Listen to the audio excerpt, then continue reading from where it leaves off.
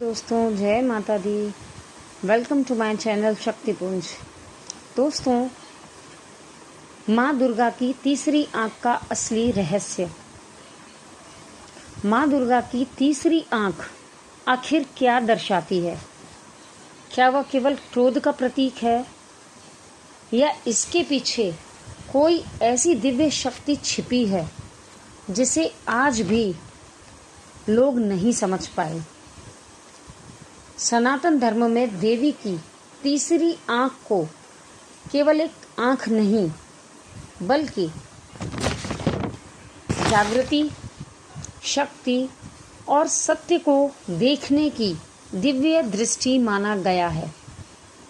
और आज इस वीडियो में हम जानेंगे माँ दुर्गा की तीसरी आँख, माँ दुर्गा की तीसरी आँख का असली रहस्य क्या है।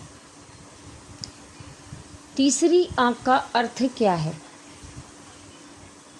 जब भी हम माँ दुर्गा की तस्वीर देखते हैं तो उनकी दो सामान्य आँखों के बीच एक तीसरी आँख दिखाई देती है, लेकिन यह केवल एक चित्र नहीं है। सनातन धर्म में तीसरी आँख का अर्थ है वह दृष्टि जो सामान्य आँखों से दिखाई नहीं देने वाले सत्य को देख सके। हमारी सामान्य आँखें केवल संसार को देखती हैं, लेकिन देवी की तीसरी आँख ऊर्जा, सत्य और चेतना को देखती है। यही कारण है कि देवी को सर्वज्ञ कहा गया है। कुछ लोगों ने ये भ्रम पाल रखा है कि माँ की तीसरी आँख केवल क्रोध का प्रतीक है। ये गलत है।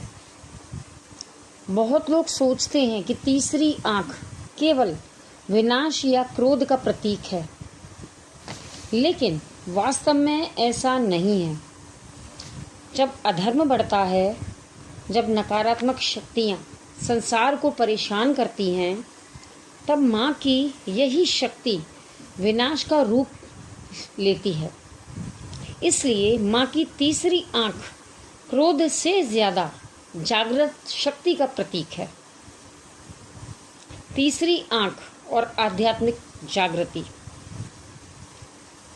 सनातन धर्म में माना जाता है कि इंसान के अंदर भी एक आध्या चक्र होता है।